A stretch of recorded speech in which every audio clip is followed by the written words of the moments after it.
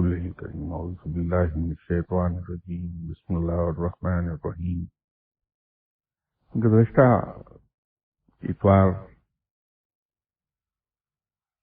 ہم نے گفتگو کی تھی جس کا کوئی خاص ایک پرٹیکولر موضوع تو نہیں تھا، لیکن چونکہ سلسلہ چل رہا تھا بیعت کے پروٹوکولز کا، اور اسی ضمن میں پھر کچھ گفتگو ہماری ہوتی رہی کہ بیعت کرنے والے کی ذمہ داریاں کیا ہیں، اور ایک پہلو جو اس میں رہ گیا تھا وہ یہ تھا کہ بیعت لینے والے کی ذمہ داریاں کیا ہیں، کیونکہ ابھی تک تو یہی ہوتا رہا ہے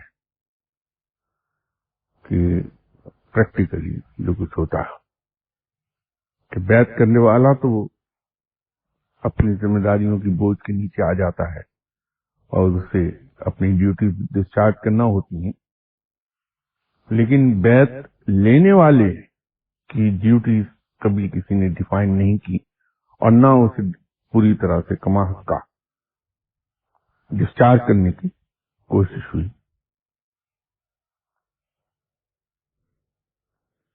پیشتر اس کے کہ میں بیعت لینے والے کی ذمہ داریوں کے سلسلے میں کوئی بات کرتا تو میرے ذہن میں ایک اور یہ خیال آیا کہ اس زیادہ پروڈکٹیو چیز یہ ہوگی کہ وہ جو چھوٹی موٹی چیزیں ہیں، جو چھوٹے چھوٹے ایسی پوائنٹس ہیں جن کو ہم روزمرہ کی زندگی میں اہمیت نہیں دیتے، لیکن در حقیقت وہ ہماری روحانی ترقی کے اندر بہت بڑی رکاوٹ ثابت ہو جاتی ہیں، تو ہم لا علمی میں اپنے سامنے دیواریں کھڑی کرتے چلے جاتے ہیں اور ہماری روحانی ترقی رک جاتی ہے۔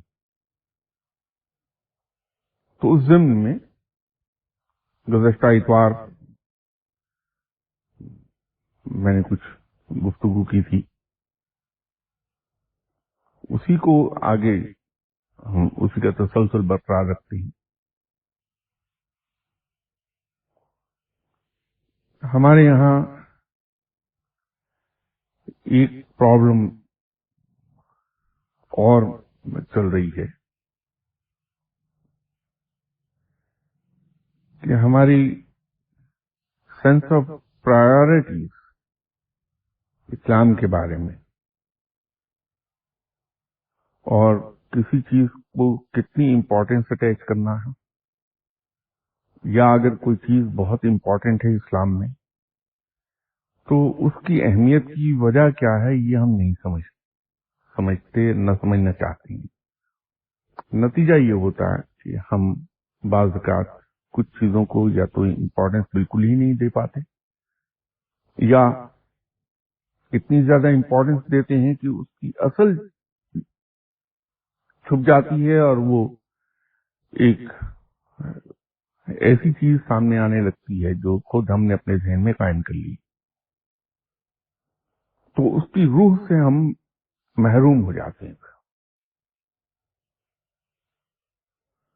ہمارے یہاں ایک عام طور پر دیکھی گئی چیز، میں بھی شاید ایسا ہی کہتا ہوں گا، بڑے فخر سے ہم کہتے ہیں کہ صاحب ہم تو ہمیشہ انصاف کی بات کرتے ہیں، ہم ہمیشہ انصاف سے چلتے ہیں۔ یہ بڑی حیران کن بات ہے کہ ایک مسلمان کے لیے، ایک مومن کے لیے، اور پھر ایک مسلمان معاشرے کے لیے ڈیلنگز کا جو ادنا ترین معیار ہے، ادنا ترین معیار، ہم اس کو فخر کا باعث بناتے ہیں۔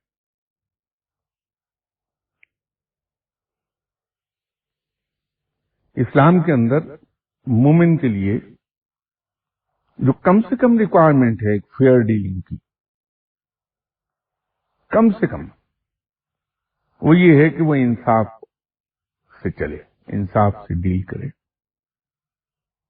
یہ کم سے کم ریکوائرمنٹ ہے ایک مومن کے لیے، جس کو ہم معراج سمجھ بیٹھے۔ مومن کے لیے جو مستحسن قابل تعریف معیار ہے ڈیلنگز کا، وہ تو قربانی کا ہے اور احسان کا ہے، جو سنت رب ہے، کیونکہ رب احسان کا سلوک کرتا ہے لوگوں کے ساتھ، تو اس نسبت سے سنت رب ہے۔ اور ان دونوں کے درمیان ادنا ترین معیار اور ایک مستحسن قدم، ان کے درمیان ایثار کی ڈیلنگ ہے۔ اس کی مثال میں آپ کو یہ عرض کر دوں کہ ایک شخص کے ساتھ اگر میرا ایک معاہدہ ہوا کہ ہم کام مل کر کریں گے اور اس میں پروفٹ ہم 50-50 کریں گے، تو میں اس کے حساب پوری دیانتداری سے بناتا ہوں، اور اس کے بعد میں پورے انصاف کے ساتھ اس کے پروفٹس کو، فرض کر لیجیے 100 روپیہ اگر اس کا پروفٹ آیا تو 50 روپے میں اپنے پارٹنر کو دیتا ہوں، 50 خود رکھ لیتا ہوں۔ یہ انصاف ہے، اور یہ کم سے کم ریکوائرمنٹ ہے جو رب تعالیٰ ہم سے چاہتا ہے۔ لیکن اگر یہ میں دیکھوں کہ میرا گزارا 30 روپے میں ہو جائے گا، تو اس کا حق 50 روپے دے کے ساتھ 20 روپے اسے اور دے دوں کہ مجھے ضرورت نہیں پیسوں کی، میرے لیے 30 بہت ہیں، تو یہ آپ 70 رکھ لیجیے، میں آپ سے بڑا خوش ہوں اور آپ سے مجھے لگاؤ ہے، اس وجہ سے میں چاہتا ہوں کہ ہمارا ایگریمنٹ تو 50-50 کا ہے، لیکن میں 30-70 کے حساب سے آپ کو یہ پے کرتا ہوں، تو میں اس کو 70 روپے دے دیتا ہوں۔ در حقیقت مجھے خود اپنی ضرورت ہے، صرف اس کو شرمندہ نہ کرنے کی خاطر یہ سب ایک کہانی بیان کر کے اسے میں دے دیتا ہوں، تو یہ ایثار آ جائے گا، کیونکہ میں نے اپنی ضرورت کے لیے پھر بھی 30 روپے رکھے ہیں اپنے پاس۔ اور اگر میں یہ محسوس کروں کہ میرے پارٹنر کو بہت شدید ضرورت ہے، تو میں کسی نہ کسی طرح روز ہو کے گزارا کر لوں گا، 2 وقت کھانا نہیں کھاؤں گا، 1 وقت کھانا کھا لوں گا، تو میں خاموشی سے اس کو 90 روپے دے دوں، 10 روپے خود رکھ لوں کہ بھائی یہ لے لیجیے، آپ کا حصہ یہ بنتا ہے، لے جائیے۔ یہ قربانی ہے، احسان کا سلوک ہے کہ اس کی ضروریات کا احساس کر کے میں نے اپنا حق چھوڑ دیا اور اس کو دے دیا۔ یہ احسان کا سلوک ہے، یہ قربانی ہے، یہ سنت رب ہے، اور مومن کو در حقیقت ڈیلنگز کے اس معیار پر فائز ہونا چاہیے۔ تو یوں میں کہہ رہا تھا کہ بہت سی ایسی چیزیں ہیں جن کو ہم اس انداز میں نہیں سمجھتے جس انداز میں انہیں سمجھنا چاہیے، اس کی اصل روح تک نہیں پہنچ پاتے ہم، اور نتیجہ یہ ہے کہ ہم لا علمی میں بہت سی اچھائیوں سے محروم رہ جاتے ہیں۔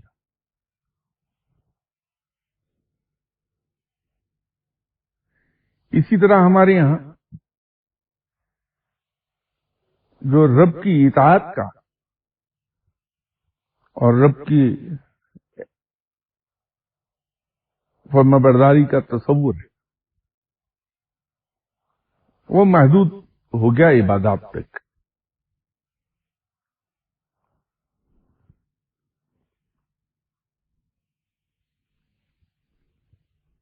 ہم میں سے جو آدمی نوکری میں عمر بھر دنیاوی کاموں میں مصروف رہتا، ریٹائر ہوا تو اسے آخرت کی فکر ہوئی، تو وہ فوراً نماز باجماعت پر زور دینا شروع کر دے گا۔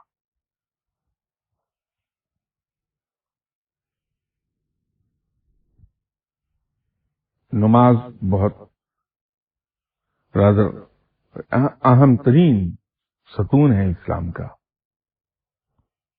اور اولین عبادت ہے اسلام کے اندر۔ رب کی یہاں قیامت کے روز نماز ہی کی پوچھ گچھ ہوگی، اس کی اہمیت اتنی ہے. اب اس اہمیت کو تو ہم جانتے ہیں، لیکن ہم نے کبھی یہ بیٹھ کے نہیں سوچا کہ نماز کو اتنی اہمیت کیوں ہے اسلام کے اندر، تاکہ اس کی اصل سامنے آئے. اس کے پیچھے حکمت کیا ہے، کیوں اس کو ہم اللہ تعالیٰ نے اتنا اہم قرار دے دیا. اگر کہیں وہ سمجھ جائیں، جانتے ہم ہیں لیکن سمجھتے نہیں، اگر اس کو سمجھ جائیں تو پھر ہم صحیح معنوں میں نماز ادا کرنے لگ جائیں گے، پڑھیں گے نہیں نماز، پھر نماز ادا کریں گے بجائے پڑھنے کے.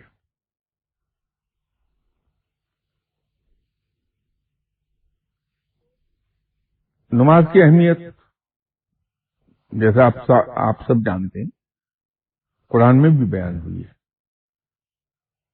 میں جیسے عرض کیا کہ ہم جانتے سبھی ہیں، سمجھتے نہیں اس کو، کہ یہ برائی سے روک دیتی ہے. اسی لیے اس کی اہمیت ہے کہ جس نے نماز ادا کرنا شروع کر دی وہ برائی سے رک گیا.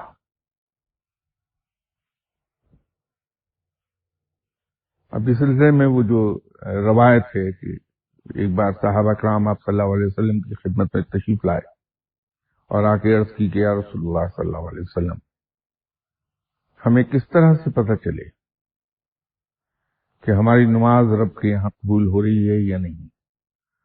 تو آپ صلی اللہ علیہ وسلم نے فرمایا کہ اگر یہ تمہیں برائیوں سے روک دے تو قبول ہو رہی ہے، ورنہ نہیں.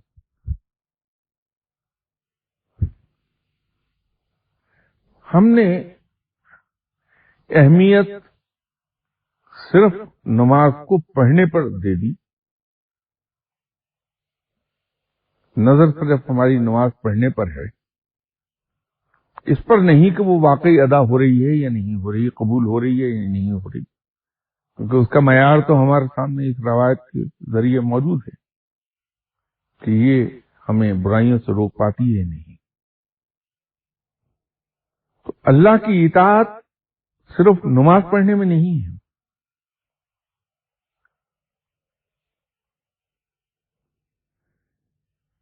کیونکہ اگر اکیلی صرف یہ کہ ہم 5 وقت مخصوص ٹائم پر نماز پڑھ لیں، یہی اللہ کی اطاعت ہوتی، تو پھر ہم یہ کیوں نہیں کرتے کہ جب نماز ہی اطاعت ہے تو ہم ہر وقت نماز پڑھ لیں. سورج کے چڑھتے ہوئے کیوں نہیں ہم نماز پڑھتے، سن رائز ہوتے ہوئے؟ دوپہر میں جب سورج نصف النہار پر ہوتا ہے تو پھر کیوں نہیں نماز ہم پڑھتے؟ سورج کے غروب ہوتے وقت ہم نماز کیوں نہیں پڑھتے؟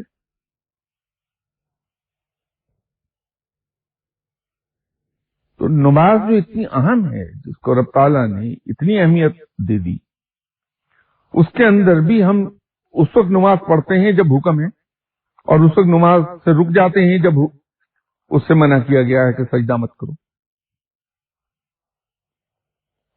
تو عبادت کیا ہوئی، نماز یا اللہ کے حکم کی تعمیل؟ تو اللہ کا حکم صرف نماز ہی تو نہیں ہے. روزے کی کتنی فضیلت اللہ تعالیٰ نے بیان کر دی، حتیٰ کہ ایسی کوئی عبادت نہیں جس کے بارے میں رب نے یہ کہا ہو کہ اس کا اجر صرف میں دوں گا. باقی سب کو ڈیفائن کر دیا اس کا اجر کیا ہے، لیکن یہ صرف روزہ ہے جس کے بارے میں اتنی بڑی بات رب نے کہہ دی. تو اتنی افضل عبادت ہم عید کے روز روزہ کیوں نہیں رکھتے؟ اس لیے کہ رب تعالیٰ نے منع کر دیا اس سے. تو عبادت کیا ہے؟ اللہ کا حکم ماننا یا 2-4 باتیں مان کے باقی میں اپنی مرضی کرنا. تو رب تعالیٰ کا فرمان، اس لیے میں اکثر و بیشتر ڈوز اینڈ ڈو ناٹس کی بات کیا کرتا ہوں، کیونکہ ڈوز اینڈ ڈو ناٹس کو فالو کرنا ہی عبادت ہے اصل میں. جو جس چیز سے اللہ نے منع فرما دیا اس سے بندہ رک گیا، اور جس کو کرنے کا حکم دیا انسان نے کر لیا، یہی عبادت ہے۔ اسی کے اندر نماز، روزہ، زکوٰۃ، حج سب چیزیں آ جائیں گی۔ لیکن یہ صرف 4 عبادات ہی تو عبادات نہیں ہے، اس کے علاوہ جو احکامات ہیں اللہ تعالیٰ کے، ہم عام طور پہ اس سے روگردانی کر جاتے ہیں، کیونکہ اس کے اندر ہمیں قربانی کرنا پڑتی ہے۔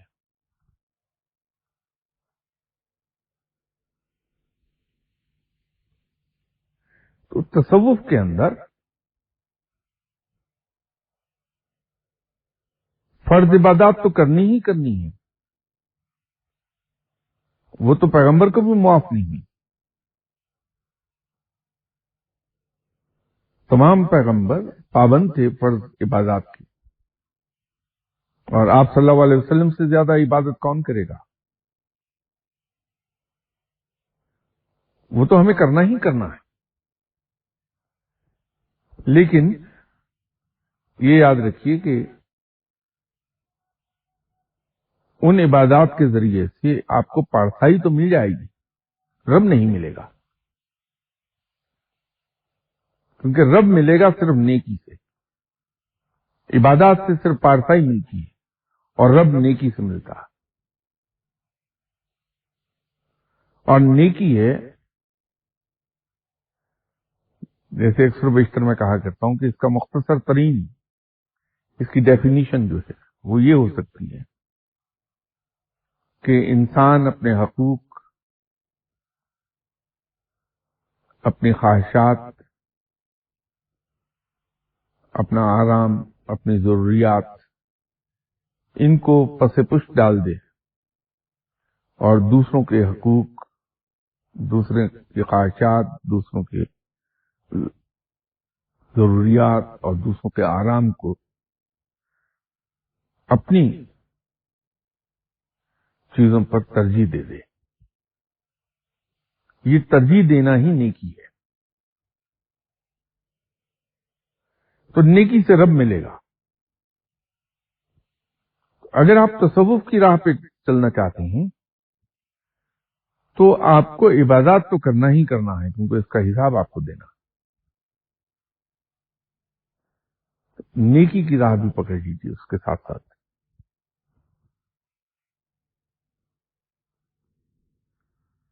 دوسروں کے لیے اپنے آپ کو قربان کرنا شروع کر دیجیے، رب آپ کا ہے، رب کی دوستی اور اس کا قرب حاصل ہو جائے گا۔ اور اگر آپ دوسروں کے لیے کچھ کرتے ہیں تو اس میں اولین شرط رازداری کی ہے کہ اپنے تمام ڈیلنگز کو اپنے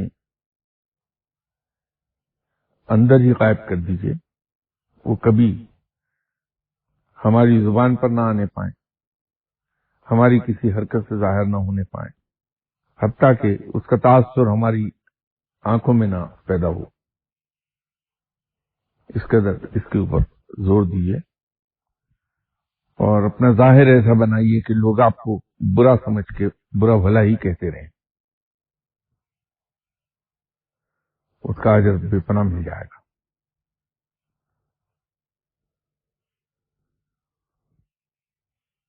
تو آپ اگر بیعت کرتے ہیں کسی شخص کے ہاتھ پر، تو پھر یہ سمجھ لیجئے کہ آپ نے فرض عبادات 100% پورا کرنا ہے ان کو، اور تمام تر آپ کا میجر ایمفیسس ہے وہ نیکی پر آنا چاہیے۔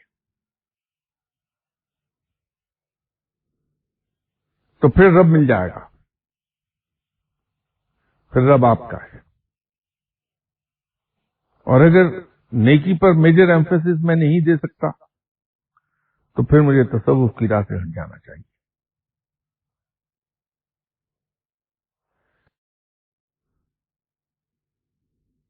ایک بار میں پشاور ایک کانفرنس کے سلسلے میں جا رہا تھا، تو میرے مرشد صاحب جناب قبلہ بڑے شاہ صاحب نے پوچھا کہ کدھر جا رہا ہو، تو میں نے عرض کیا کہ حضور کل پشاور جاؤں گا. تو وہ فرمانے لگے جہاز پہ جا رہا ہو گاڑی پہ جا رہا ہو؟ تو میں نے کہا جی کار پہ جاؤں گا. تو میں بھی چلتا ہوں. چلے گئے تو وہاں جا کے ہوٹل میں ٹھہر گئے. تو اب یہ گستاخی تو نہیں کر سکتا کہ ایک کمرے میں ہم ٹھہرے. تو ان کا علیحدہ کمرہ تھا، میرا اپنا علیحدہ تھا.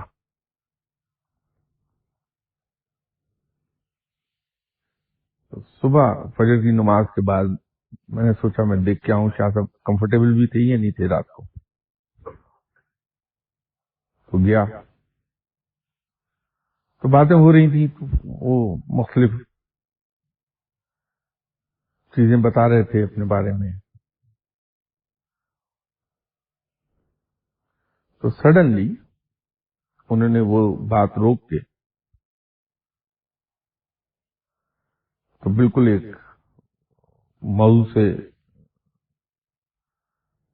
لا تعلق بات فرمائی. کہنے لگے بات سنو، میں تمہیں ایک نصیحت آج کر دوں کہ تم اپنا ظاہر ایسا بنائے رکھنا کہ لوگوں کو کبھی تمہارے باطن کی خبر نہ ملے، اور لوگ تمہیں ہمیشہ برا بھلا ہی کہتے رہیں.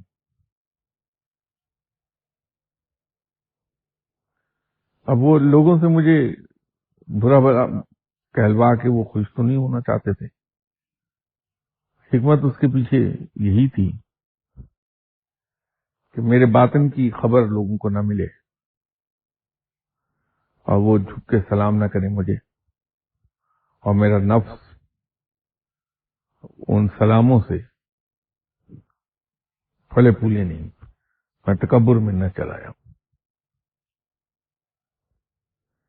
اسی طرح ان دنوں وہاں زور تھا، نیا نیا علم ملا تھا. تو میں ٹور پر جا رہا تھا اسلام آباد میٹنگ کے لیے منسٹری میں. تو گجرانوالہ سے پہلے لیفٹ کو جو راولپنڈی بائی پاس بنی ہے، ابھی بنی ہی تھی، اس کا افتتاح نہیں ہوا تھا. تو چونکہ مکمل ہو گئی تھی تو میں نے سوچا کہ آج اس سڑک سے چل کے دیکھتے ہیں، گجرانوالے کی ٹریفک سے بچ جاؤں گا میں. تو گاڑی میں نے ادھر کو موڑ دی.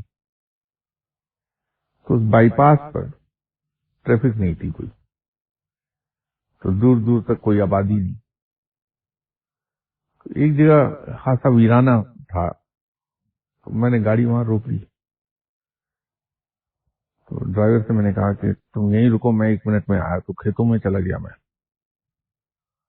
تو تھوڑی دور وہ جو کھیتوں کے درمیان بھینسوں کے لیے اور اپنے بیٹھنے کی جگہ بنائی ہوتی ہے انہوں نے، وہ تھی. اس پر 2-3 آدمی مل گئے مجھے. تو میں نے ان سے پوچھا کہ یہ زمین کس کی ہے؟ تو ایک صاحب نے کہا کہ میری ہے. کیوں، کیا بات ہے؟ تو میں نے کہا کہ ایسا کر لیجئے کہ مجھے ذرا گہرائی میں، ڈیپتھ میں 2 کنال جگہ دے دیجیے اس میں سے. تو کیا ریٹ ہے اس کا پر کنال؟ وہ اصل میں تھی ایگریکلچر لینڈ. تو وہ بندہ حیران اس بات پہ ہوا کہ 2 کنال زمین پر میں کیا کلٹیویشن کروں گا جو میں اس سے 2 کنال، اور وہ بھی ڈیپتھ میں مانگ رہا ہوں بجائے سڑک کے کنارے مانگنے کے. تو کیسا جی آپ کیا کریں گے 2 کنال کو؟ میں نے اسے کہا کہ بھائی یہ دیکھو ویرانہ ہے بالکل، تو میں اس کی 4 دیواری کر کے 2 کمرے بنا لوں گا. تو وہاں آ کے 2-4 دن، ہفتہ 10 دن رہ لیا، اللہ اللہ کیا. شہر گئے، سامان خریدا، پھر اللہ اللہ شروع کر دیا. تو اس نے بڑے غور سے مجھے دیکھا اور دیکھ کر 2 मिनट सोचा, कहने लगा जी ऐसा 2 कनाल जगह आपको चाहिए। मैंने जी कि ये मेरी तरफ से आपको तोहफा है, तो ये टुकड़ा कोई एक निशान लगा दे, मैं वहां दे देता हूँ आपको, तो ले लीजिए, कुछ सवाब मुझे भी हो जाएगा अगर आपने अल्लाह ही करना वहां बैठ के। तो वापसी पर मैंने अपने मुर्शिद साहब की खिदमत में हाजिर हुआ, तो बड़ी खुशी से कहा, मैंने कहा हुजूर ये तो बड़ा काम बन गया, एक वीराना मिल गया मुझे, लाहौर से कुछ ज्यादा दूर भी नहीं है, 45 मील ही बनता। तो वहां 2 कनाल जगह मुझे मिल गई, तो मैं सोच रहा हूं कि वहां ठिकाना बना लिया जाए, आप भी चलिए, वहीं रहते हैं। तो कहने लगे क्या करोगे वहां? तो मैंने कहा जी छोड़िए, क्या झमेले, इनमें क्या पड़ गए हम, तो वहां जाके रहते हैं आराम से, तो जिंदगी गुजारते हैं, अल्लाह अल्लाह करते हैं कुछ। तो बजाय खुश होने के वो बिगड़ गए। तो फरमाने लगे कि क्यों तुम आसान राहें ढूंढते हो जिंदगी की, ये कौन सा कमाल है कि तुम दुनिया छोड़कर एक कोने में चले जाओ और वहां अल्लाह अल्लाह करो, ये तो बहुत दुनिया कर लेती, तो एक तुम कर लोगे तो कौन सी बड़ी बात बनेगी। कमाल तो तुम्हारा ये है कि इस दुनिया में रहो और भरपूर दुनियावी जिंदगी गुजारो, और उसके साथ साथ भरपूर दीनी जिंदगी भी गुजारो। तो दोनों चीजों को बैक वक्त लेकर चलो, ये कमाल है, ये कोई कोई कर पाता। तो तुम यही राह पकड़ो। तो उस वक्त तो खैर चीजें ज्यादा समझ नहीं आती थी, लेकिन बाद में समझ में आया कि गरचे बड़े शाह साहब किबला ने फरमाया नहीं, लेकिन बात यह है कि सुन्नत क्या है। कभी हम अगर सोचें, जो मैं अर्ज कर रहा था कि हम चीजों को जानते जरूर हैं लेकिन उनको समझते नहीं। आप सल्लल्लाहु अलैहि वसल्लम की हयात तैयबा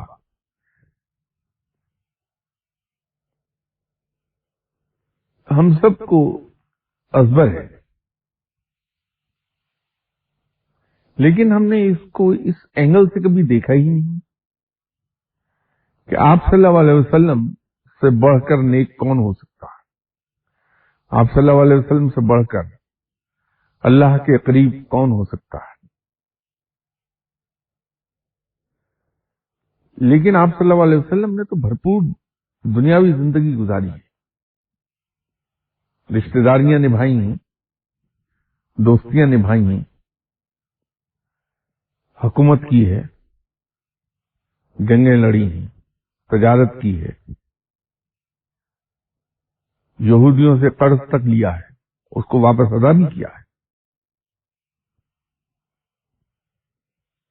कौन सा काम है जो आप सल्लल्लाहु अलैहि वसल्लम ने दुनियावी नहीं किया। कहां दुनिया से किनार कश होकर बैठे और उसके साथ साथ दीन को भी निभाया, और क्या खूब निभाया।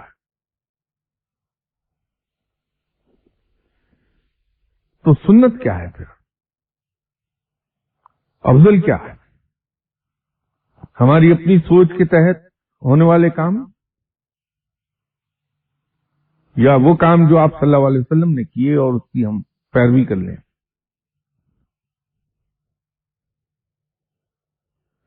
तो भरपूर दुनियावी जिंदगी गुजारते हुए रब की राह पे चलें, तो ये कमाल है।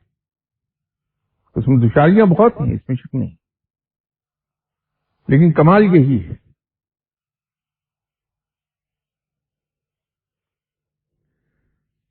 इसी तरह देखिए, अक्सर हम में से लोग कहते हैं, हमारे लीडर साहिबान भी, दानश्वर साहिबान भी जब टीवी पे आते हैं और महफिलों में बैठते हैं, वहां से जरूर होता है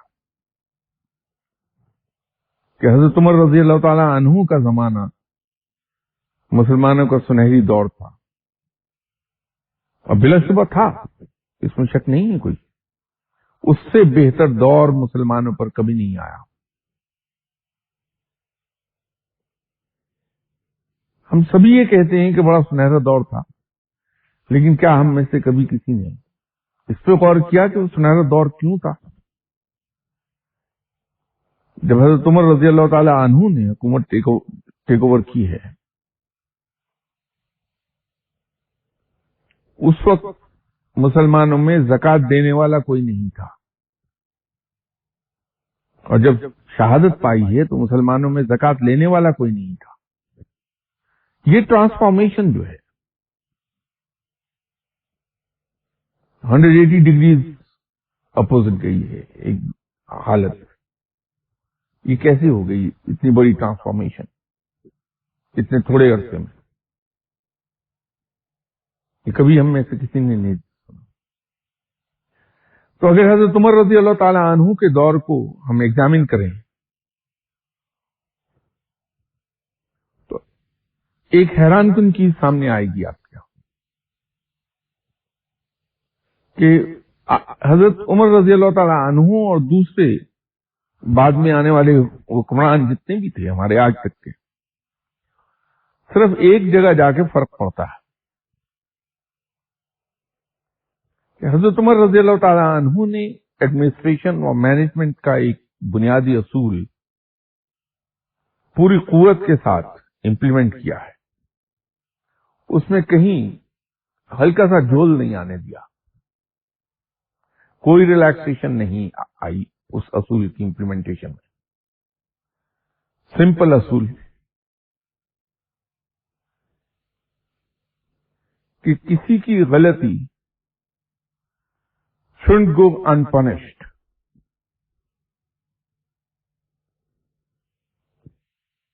کسی کی کوتاہی، غلطی اور گناہ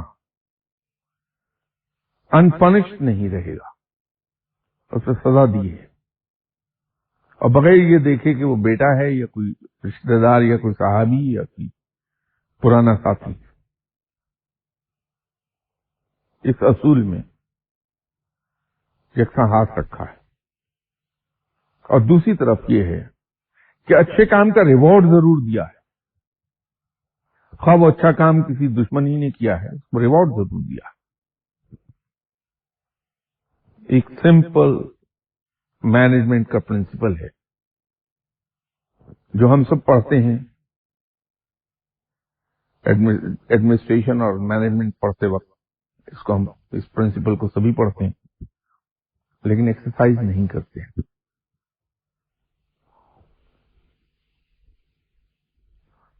تو یہ چھوٹی چھوٹی چیزیں ہیں، اگر ہم واہ واہ کرنے کی بجائے اس کو یہ دیکھ لیں کہ ایسا کیوں ہے، اور پھر اس پر نظر رکھیں کہ یہ مقصد اچیو ہو رہا ہے یا نہیں ہو رہا، جب ہم اس پہ عمل کر رہے ہیں تو پازیٹو ریزلٹ ضرور آ جائیں گے اس کے۔ جیسے میں نے نماز کا کہا کہ نماز ہم پابندی سے پڑھیں اور ان تمام پروٹوکولز کے مطابق پڑھیں جیسے اللہ تعالیٰ کا حکم ہے،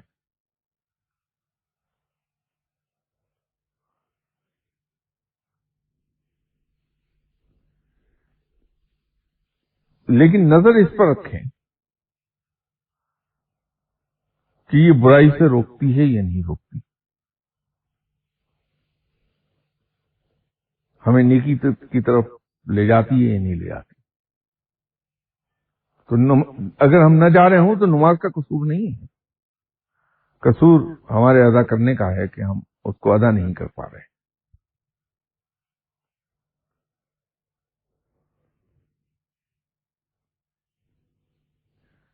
تو جب بھی کوئی کام کرنے لگے تو اس وجہ پہ نظر ضرور رکھیے۔ اسی طرح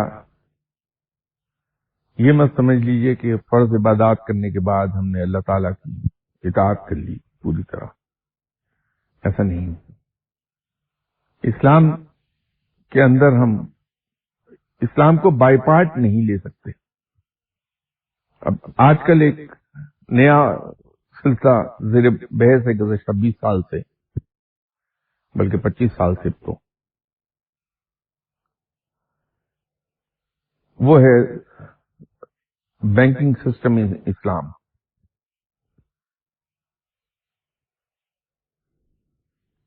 کے اوپر مختلف قسم کے خیالات کا اظہار ہوتا رہتا. ایک اسکول آف تھاٹ یہ بھی ہے کہ اسلام کے اندر کوئی فائنینشیل سسٹم ہے ہی نہیں.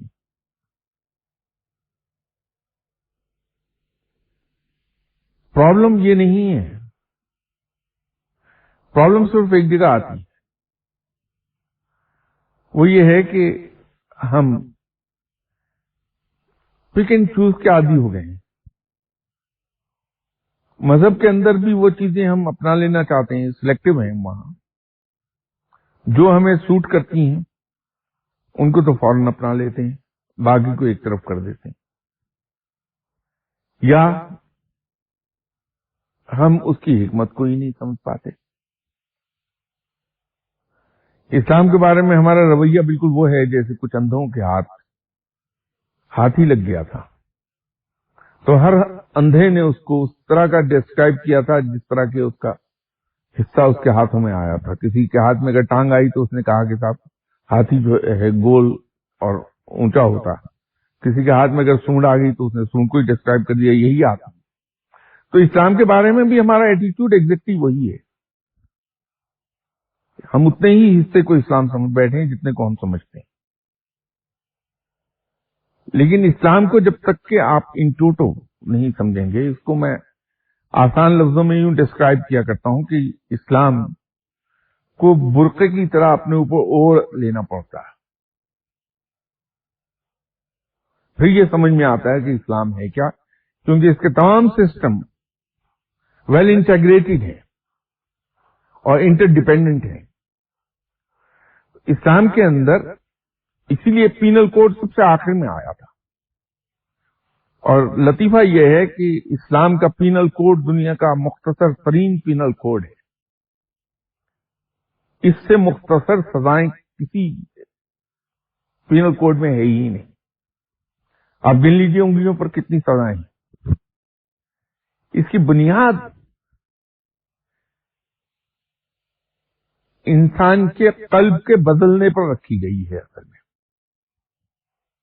اسلام پہلے قلب کو تبدیل کرتا ہے، انسان کی تھنکنگ کو تبدیل کر دیتا ہے. تو گناہ کے خلاف جو پولیس مین بیٹھتا ہے وہ اس کے اپنے اندر بیٹھ جاتا ہے. غلط کاموں کے خلاف پولیس مین اس کے اندر بیٹھتا. جبکہ ہم اسلام کو امپلیمنٹ کرنا چاہتے ہیں پینل کوڈ پہلے اور باقی چیزیں بعد میں. اب دنیا کا کوئی قانون مجھے ماں باپ کے ساتھ اچھا سلوک کرنے پر مجبور نہیں کر سکتا. کیا حکومت مجھے مجبور کر لے گی؟ جھوٹ بولنے سے منع کرتا ہے اسلام، تو کیا آپ ایک آرڈیننس بنائیں گے کہ میں گھر میں بچوں کے ساتھ جھوٹ نہ بولوں؟ اندر بیٹھا ہوں، بچے سے کہتا ہوں جا کے بیٹا کہہ دو کہ جو ملاقات آئے کہ میں ہوں نہیں. اسلام روکتا ہے. وہ جو اندر قلب آپ کا تبدیل ہو جائے گا وہ ماں باپ سے اچھا سلوک کرا دے گا، پڑوسی سے اچھا سلوک کرا دے گا، کیونکہ رب کا حکم ہے. جھوٹ بولنے سے منع کر دے گا. تو وہ قلب تبدیل ہوگا اسی وقت جب اسلام سمجھ میں آ جائے، اور سمجھ میں آنے کے بعد ہمارا دل بدل جائے، تھنکنگ ہی تبدیل ہو جائے ساری کی ساری. تو پھر وہ جو مختصر ترین پینل کوڈ ہے وہ کافی. پھر اندر کا پولیس مین ہمیں ہر وقت سزا دیتا رہتا ہے، روکتا رہتا ہے.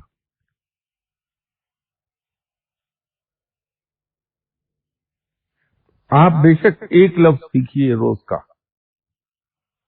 ایک لفظ ہفتے بھر کا سیکھیے، پورے ایک ہفتے بھر میں، لیکن اس سیکھے ہوئے لفظ کو امپلیمنٹ کر لیجیے اپنے اوپر.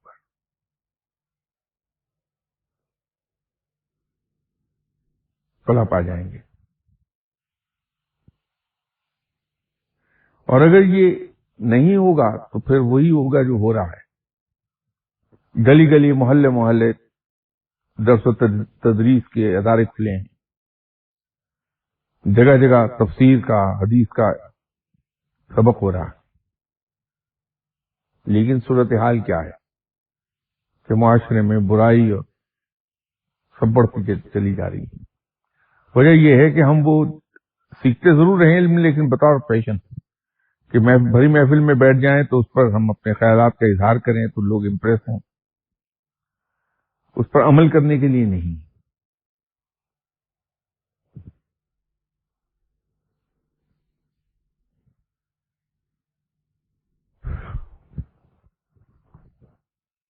اس ضمن میں کوئی صاحب سوال کرنا چاہتے ہیں؟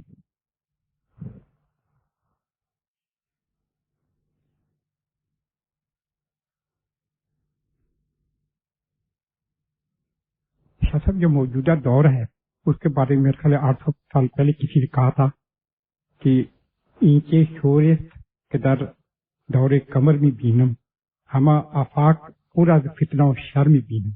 تو ان حالات میں جیسے موجودہ حالات چلے آ رہے ہیں، تو ان حالات میں آدمی کس طریقے سے اپنے مذہب پر قائم رہ سکتا ہے اور کیسے نیکی کی طرف جا سکتا ہے یا لوگوں کو ہدایت کر سکتا ہے؟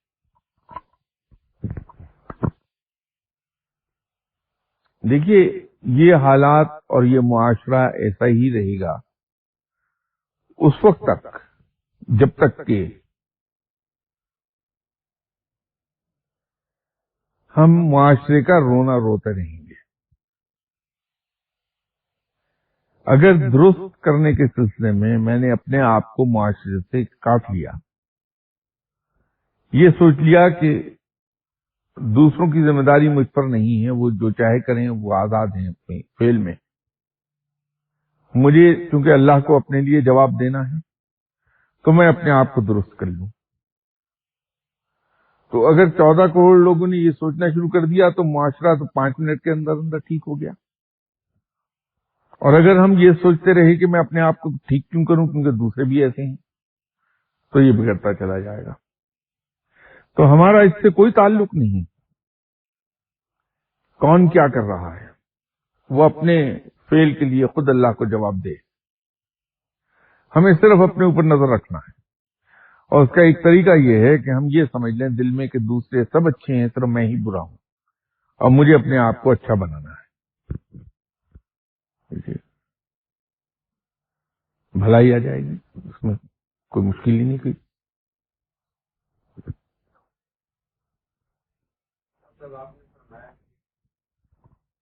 انسان جو ہے وہ نیک کام کرے، نیکی کرے، مگر دوسروں کو وہ برا نظر ہے، لوگ خیال کریں کہ وہ اچھا نہیں ہے، اور جو نیکی کرے گا اس کو تو لوگ اچھا ہی سمجھیں گے کیونکہ اس نے تو کرنی بلائی ہے۔ یہ کس طرح ہو سکتا ہے؟ دیکھیے، بات اس کی مثال ایک اور طریقے سے میں آپ کو دے سکتا ہوں۔ رب تعالیٰ احسان کرنے کی تلقین فرماتا اور اس کے ساتھ ساتھ وہ یہ کہتا ہے کہ اگر تم کسی کے ساتھ نیک سلوک کرتے ہو تو اسے چھپاؤ،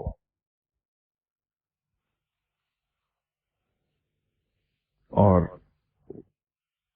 اس کے ایک سزا یہ سناتا ہے کہ اگر کوئی شخص کسی کے ساتھ اچھا سلوک کر کے جتا دے تو میں اس کی نیکی اس کے منہ پہ دے مارتا ہوں۔ قرآن میں یہ ایک پہلو ہے۔ دوسرا پہلو یہ ہے کہ جس کے ساتھ نیکی کی جائے اس کو چاہیے کہ وہ اس کو پھیلائے، وہ لوگوں کو بتائے کہ فلاں شخص نے میرے ساتھ نیک سلوک کیا۔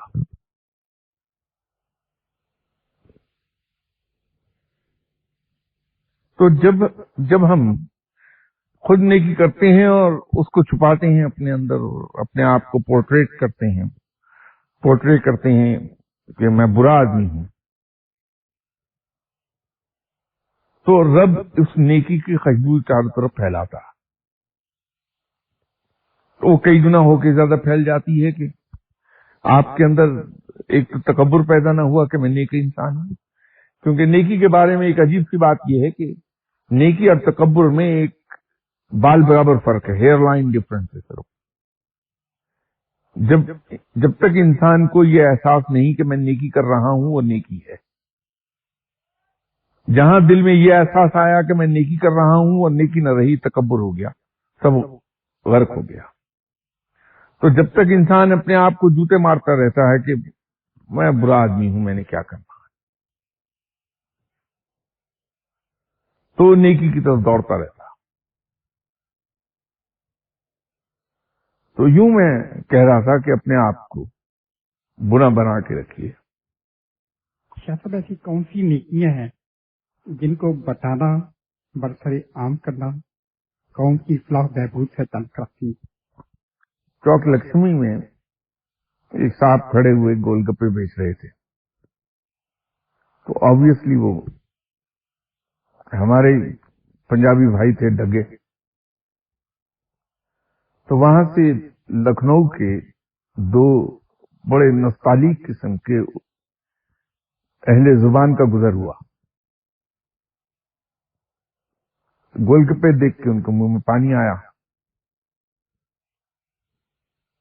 तो वो गए गोलगप्पे वाले के पास और जाके उन्होंने बहुत ही नस्तालिक किस्म की उर्दू में बड़े महजब लहजे में उससे कहा कि ए भाई, ये गोलगप्पे क्या क्या भाव बेचते हो? तो गोलगप्पे वाले ने कहा कि जी रुपए के 4। तो उन्हें बड़ा ताव आया कि छोटे छोटे से गोलगप्पे हैं, वजन उनका है नहीं, उस पे इसकी लागत कुछ आई नहीं, और ये क्या लूट रहा है। तो बहुत गुस्सा आया, लेकिन चूंकि महजब इंसान थे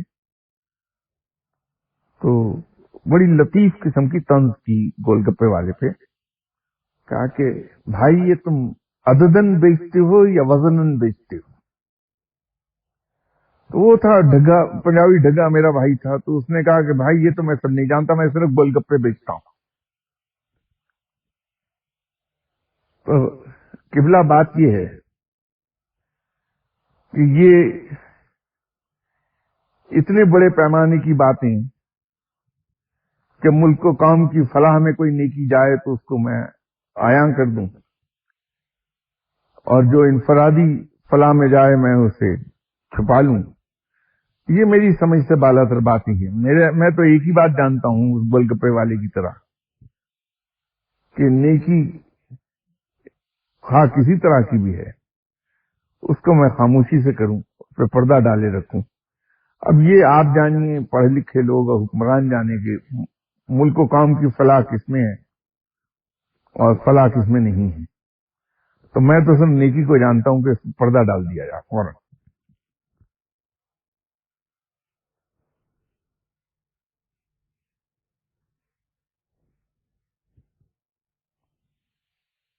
शाह साहब, आज से कोई 3 या 4 नशिस्त कबल मैंने एक सवाल किया था, फिर मैं आ नहीं सका दरमियान में, तो वो मैं अपना सवाल शायद सही तरह से बयान नहीं कर सका, इसलिए जवाब भी फिर वैसे ही आया।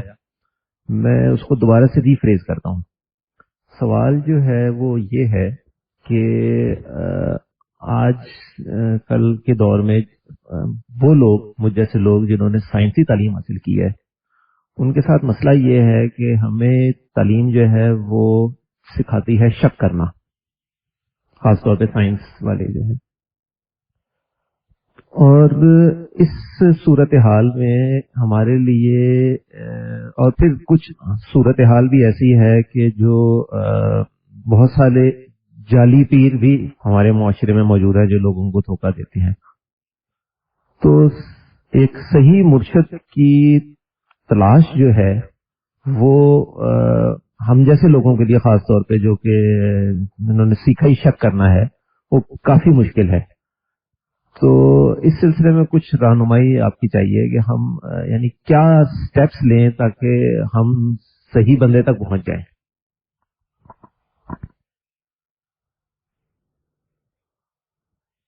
देखिए, कोई शख्स अंदर से क्या है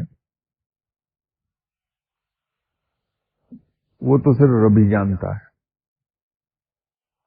इंसान इल्म के किसी मकाम पर फाइज क्यों ना हो, वो इंसान के अंदर की सारी चीजें नहीं जान सकेगा, क्योंकि उसका इल्म, इंसान का इल्म बहरहाल महदूद है।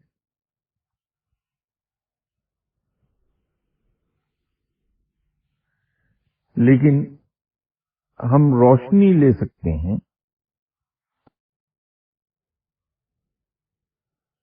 پہلے گزرے ہوئے مستند اولیاء کرام کے اقوال اور فرمان سے.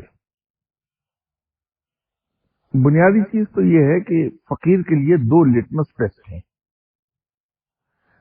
2 ٹیسٹ ہیں، جن میں ایک لٹمس ٹیسٹ ہے اور ایک ذرا لانگ ٹرم ہے. لٹمس ٹیسٹ تو یہ ہے کہ اگر آپ کسی صاحب علم کے پاس جائیں اور وہ واقعی صاحب علم ہے تو اس سے مل کر آپ کو 2 چیزیں محسوس ہوں گی. ایک تو اس شخص میں آپ کو کشش محسوس ہوگی اور آپ کا دل چاہے گا کہ میں دوبارہ اس آدمی کے پاس جاؤں، اور دوسرا اس سے ملنے کے بعد آپ کو اطمینان حاصل ہوگا، آپ کو سکون ملے گا. یہ 2 چیزیں اس میں اس لیے آپ کو محسوس ہوتی ہیں کہ وہ رب کا ذکر کر رہا ہے صرف دل سے، اور اس ذکر رب کے نتیجے کے طور پہ جیسے رب نے خود بھی کہا کہ میرے ذکر سے دلوں کو سکون ملتا ہے، تو وہ کشش بھی ذکر الہی کی ہے اصل میں. تو یہ کشش اور سکون، یہ 2 چیزیں آپ کو، یہ لٹمس ٹیسٹ ہے کہ امیڈیٹلی آپ کو محسوس ہوگی. دوسرا جو ہے وہ ذرا سا لمبا وقت لیتا ہے،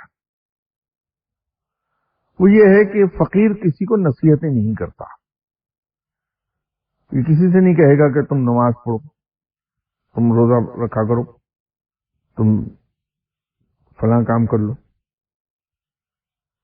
بلکہ وہ تو اتنی احتیاط کرتا ہے کہ خاموشی سے نماز پڑھ لے گا تاکہ اگر کوئی نماز نہیں پڑھنے والا تو وہ شرمندہ نہ ہو. لیکن حیران کن طریقے پہ باوجود اس کے کہ وہ کسی کو نیک کام کرنے کو نہیں کہے گا، اس کے پاس جا کے آپ خود بخود جو لوگ جاتے ہیں وہ شراب چھوڑ دیتے ہیں، دوسرے ایسے کام چھوڑ دیتے ہیں اور رفتہ رفتہ نمازی ہو جاتے ہیں. یہ دوسرا ٹیسٹ ہے اس کا. ہم نے جو ٹیسٹ بنا لیے ہیں وہ حقیقی نہیں ہے، وہ واپس پھر وہی ہماری جڑوں کی طرف جائے گی بات کہ ہماری جڑیں چونکہ ہندوازم میں ہیں تو وہ تصورات ہمارے ذہن پر بڑے پختہ ہیں. ہم یہ کہتے ہیں کہ صاحب فلاں صاحب جو ہیں وہ آبادی سے دور ویرانے میں ایک غار کے اندر بیٹھے ہیں، 20 سال سے مل ہی نہیں رہے کسی سے، تو ہم کہتے ہیں وہ بڑا پہنچا ہوا آدمی. بھائی پھر صحابہ کرام کیا تھے؟ وہ تو بھرپور دنیاوی زندگی گزار رہے تھے. اگر آپ اس کرائیٹیرین پہ جائیں تو پھر تو جتنے پیغمبر گزرے وہ بھی دنیا میں رہے. خدا صلی اللہ علیہ وسلم نے دنیاوی زندگی گزاری ہے، صحابہ کرام نے گزاری ہے، تابعین نے گزاری ہے، تبع تابعین نے گزاری ہے، تو ان کو کیا کہیں گے آپ پھر؟ وہ اس لیے ہم اس کو کہتے ہیں کہ ہمارے ذہن میں سادھو کا تصور ہے کہ دنیا سے کٹا ہوا. اسی طرح ہم اس آدمی کی تو بڑی جلدی اٹریکٹ ہوتے ہیں جو بڑی لایانی قسم کی باتیں کرتا ہے اور فوہد گالیاں دیتا. ہم یہ بھول جاتے ہیں کہ کوئی شخص اللہ کے قریب تو اس وقت جائے گا جب وہ اللہ کے فرمان پہ عمل کرے گا. تو رب تعالیٰ تو فوج گوئی سے منع کرتا ہے، پاکیزہ اور صاف ستھری گفتگو کرنے، باوقار گفتگو کرنے کی تلقین کرتا ہے. تو یہ کیسے ممکن ہے کہ کوئی شخص اللہ کے حکم پر عمل کرے اور وہ فوج گو ہو جائے اور بے وقار ہو جائے؟ ممکن ہی نہیں ہے. لیکن ہم ہر اس آدمی کو پہنچا ہوا مانتے ہیں جو لایانی گفتگو کرنے لگے اور فوج گوئی کرنے لگے، گالیاں دینے لگے. اسی طرح رب یہ کہتا ہے کہ صفائی نصف ایمان ہے، صفائی پر پاکیزگی پہ بہت زور دیتا، لیکن ہم اس کو پہنچا ہوا ولی مانتے ہیں جو ننگ دھڑنگ پھر رہا ہے اور جسم پر اس کے آدھا انچ میل چڑھی ہوئی ہے، رال ٹپک رہی ہے. تو یہ کیسے ممکن ہے کہ کوئی رب تعالیٰ کے قریب چلا جائے؟ رب تو خود بڑا باوقار، بڑا پاک صاف ہے، اس کا دوست اس طرح کا کیسے ہو سکتا؟ تو وہ جو میں آپ سے کہہ رہا تھا کہ ہم بہت سی چیزوں کے بارے میں غلط سمجھتے ہیں، چیزوں کو ہم نے اپنے تصور بنا لیے ہیں جو کہ حقیقت سے دور ہیں، وہ یہ سب چیزیں اسی کے اندر شامل ہیں۔ تو وہ آپ اس کے دو ٹیسٹ کر لیجئے، ایک لٹمس ٹیسٹ ہے تو امیڈیٹلی محسوس ہوتا ہے آپ کو، اور دوسرا ذرا وقت لے لیتا ہے تو آپ کو پتہ چل جائے گا۔ پھر حضرت بھائی عزیز بستامی رحمۃ اللہ علیہ صاحب نے ایک معیار قائم کیا، حضرت پیران پیر جناب غوث الاعظم دستگیر صاحب آپ نے بھی وہی معیار بیان فرمایا۔ آپ نے دونوں کا یہ فرمانا ہے کہ جو شخص سنت پر عمل نہیں کرتا وہ ولی اللہ نہیں ہو سکتا، تو اس کو اس حساب سے دیکھ لیجیے۔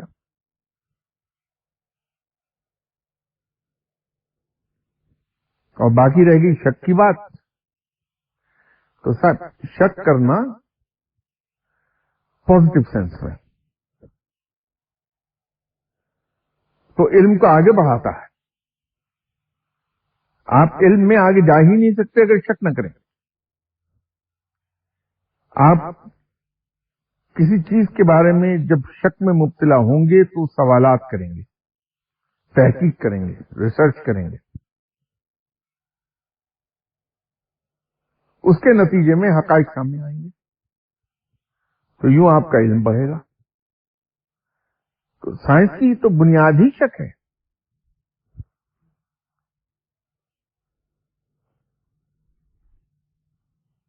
وہ تو پازیٹو سینس میں شک بہت قابل تعریف ہے۔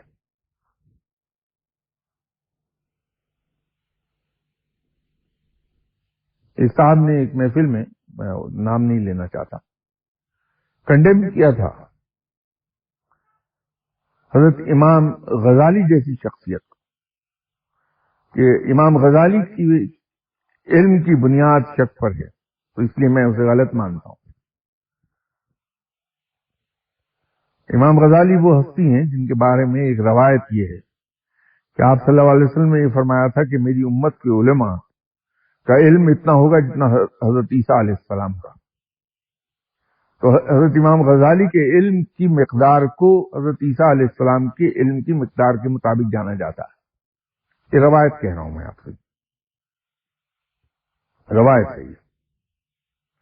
تو جس عالم کی علم کی بلندی یہ ہو اس کو کنڈیم کیسے کیا جا سکتا ہے؟ در حقیقت علم بڑھتا ہی آگے اس وقت ہے جب آپ شک میں مبتلا ہوتے ہیں، اس کے بغیر آپ علم میں آگے جا نہیں سکتے جب تک کہ شک نہ کریں آپ۔